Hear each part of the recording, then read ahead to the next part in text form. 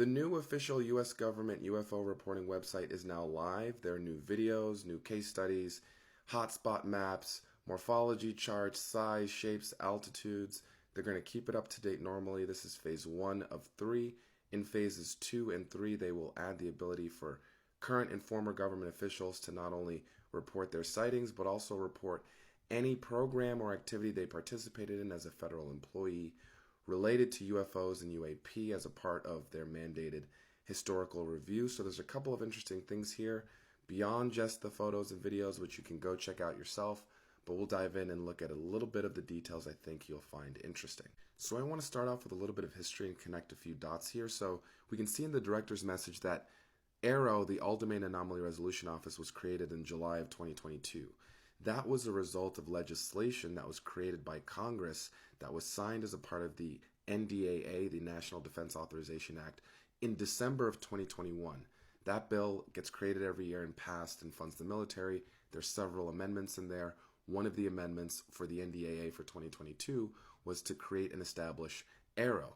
This was the successor to a previous office, a task force, the UAP task force, that was existing within DoD prior to AARO, that was also created at the behest of Congress because they were receiving classified briefings from Navy pilots about these sightings as early as 2019. So we're talking about a 4-year time period and several iterations in order to get to this website. So I bring this up because many folks attach this to current news events, the impeachment, the indictments. It's a distraction.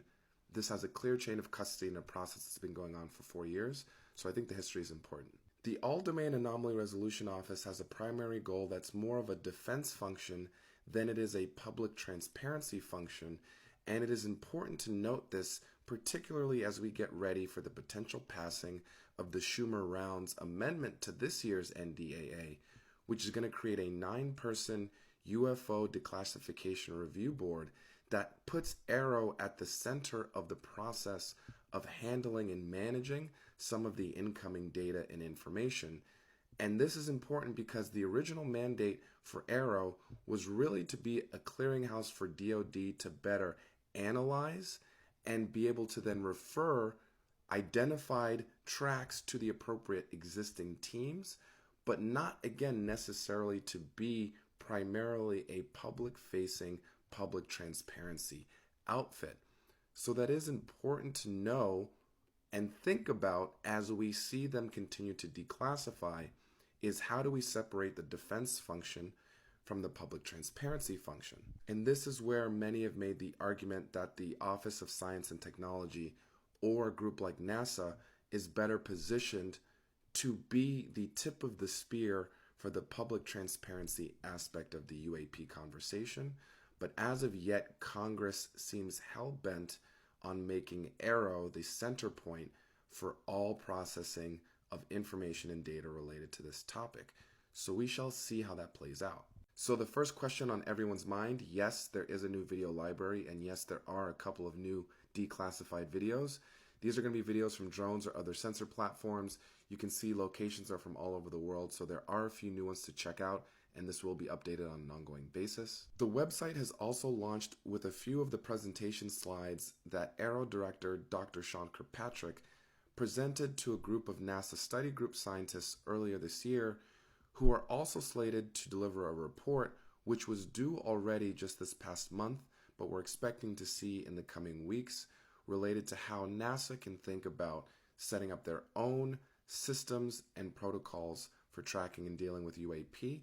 So in this example, we have a chart here based on the reporting that the All-Domain Anomaly Resolution Office is receiving in terms of where these sightings are happening. They're starting to show some trends of what's most common. So we can see here between 20 and 35,000 feet are where we're seeing the most reported UAP altitudes. They also include the typically reported UAP characteristics, with the most common morphology being a round object 1 to 4 meters in size that is white, silver, or translucent. They're normally seen between 10 and 30,000 feet at either stationary or all the way up to Mach 2, which is 13 miles an hour, which if you haven't seen what that looks like, that's incredibly fast.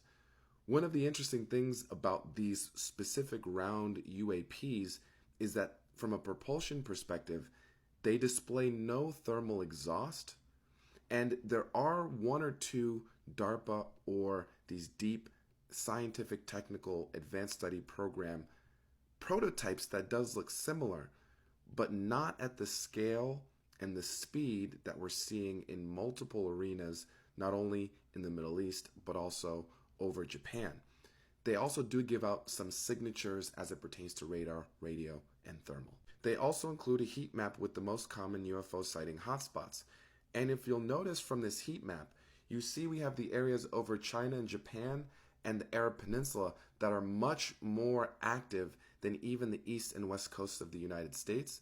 So what's so interesting is the official U.S. government program to study this issue has put out a heat map, and on that heat map they're identifying that the most common hotspots for sightings are actually not the U.S., which again runs directly counter to a lot of the conversation and narrative we see in the media, where you would think that the only people and the only places that this is happening is in the U.S., but in fact even our own service members and members of the intelligence community are seeing this primarily abroad. They also include a breakdown of the most commonly reported shapes or morphologies, and yes, this chart looks this bad on the website, but that big blue section at the top with 47% is by far the most reported, which is the orb or spherical shape or style. We have ambiguous at 19% in the gray, lights at 16%, and discs, triangles, and tic-tac shape are all between 1 and 2%. The jury is still out on how Arrow will handle its new public transparency mandate, which runs counter to its original defense mission. But regardless of what ultimately ends up happening with Arrow, let's not miss the forest for the trees here. We've seen now a sustained and increasing momentum over the course of 5 years within the legislative and the executive branch as it pertains to the UFO issue.